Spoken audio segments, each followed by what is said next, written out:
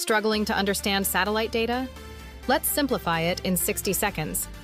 Top remote sensing indices with formulas and real-world uses. NDVI, used for vegetation health and biomass estimation. EVI, best for dense vegetation analysis. SAVI, ideal for sparse vegetation. NDVI, helps monitor chlorophyll and crop health. Next coming to water and moisture.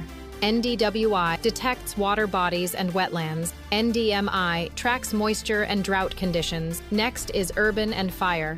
NDBI maps urban and built-up areas. BAI identifies burned areas after fire. Now next we are moving to advanced indices. ARVI works even in haze and atmospheric noise.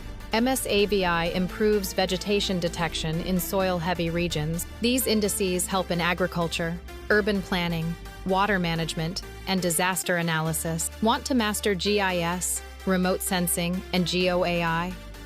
Follow and subscribe to Indaca Institute of Skills for daily powerful updates. Your journey to becoming a GIS expert starts here. Follow for daily GIS content.